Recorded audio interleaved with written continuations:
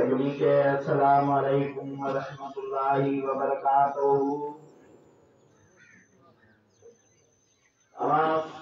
सभी जमायतन के गुजारिश है तव्हां पंहिंजी जगह ते बादम थी वियो जेके बीठल आहियो उन्हनि खे इहा गुजारिश आहे।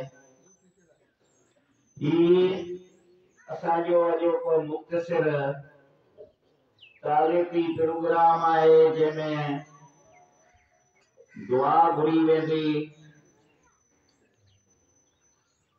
असांजे पीर तरीक़त रहबर शरीयत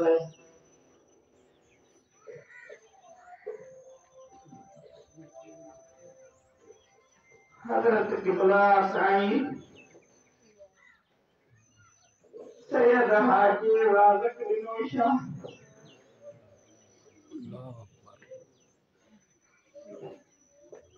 जेको बज़ाहिर त असांखां जुदा थी वियो आहे पर असांजे दिल में हमेशा यादि रह।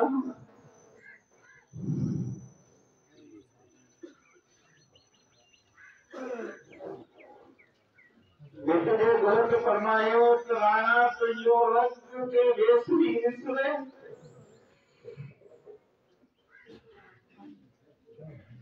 राणा तुंहिंजो रंग के वेसरी विसरे असां सां अचण जो तूं दोस्त न रखिजे दंग।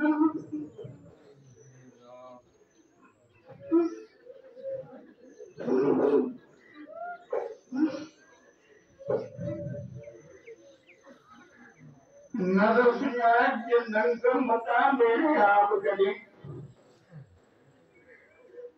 वो असांजो महबूब सखी साईं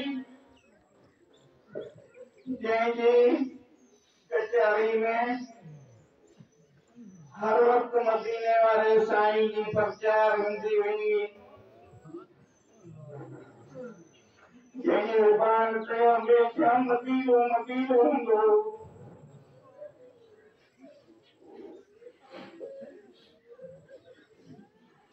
कुरान पाक में आए तो फज़कुरूनी अज़कुरुकुम ऐ माना तुमसे याद करो कौन तुझे याद करो।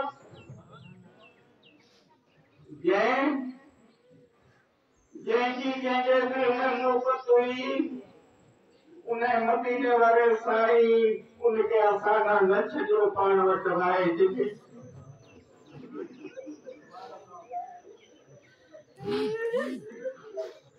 असांखे दुख त पंहिंजी जाइ ते आहे पर असां मिस्कीननि जी असां गुनाहगारनि जी असां जमायतुनि जी इहा खुशनसीबी आहे जेको हिते असांजे लाइ हर वक़्तु दुआगो हूंदो सो अॼु मदीने वारे साईं जे पारे में रही बि असांजे लाइ दुआउनि जो हूंदो।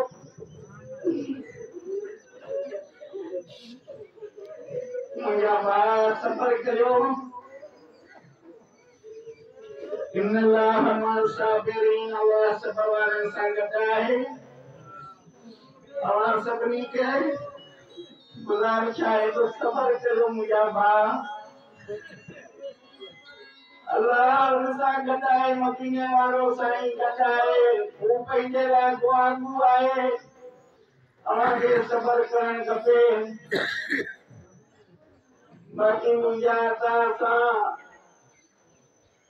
हिन दर ते वेही मदीने वारे साईं जे वास्ते सां रब साईं खां दुआ घुरंदासीं इशार रब करीम किबला साईं जिन जे खानदान वारनि खे बचनि खे सफ़र खम लॻा करे इहो घरानो ई साबरीन जो आहे।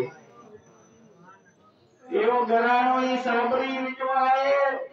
शहीद करबला हज़रत इमाम हुसैन अलैहिस्सलाम जो विसाल सभिनी जे साम्हूं आहे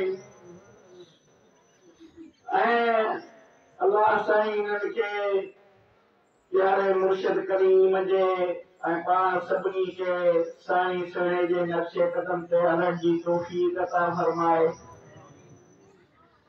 6 बजे जो प्रोग्राम आहे दिलबर साईं पहुची वियो जिन बि पहुची विया आहिनि मुख़्तसर अल्फाज़ जे लाइ गुज़ारिश कंदसि क़िबला साईं हाफ़िज़ ग़ुलाम क़दर जमाली साहिब जे खेत्र अचनि ऐं चंद अल्फाज़ ॻाल्हाइनि ऐं उन खां पोइ आख़िर में जेके बि क़ुरान पाक जा ख़तम शरीफ़ पूरा थिया कुल शरीफ़ पढ़ियासीं दुरूद पाक पढ़ियोसीं उन सभ जी इज्तिमाई दुआ हज़रत क़िबला साईं मोहम्मद करमुल्लाह उर्फ़ दिलबर साईं जे घुरदा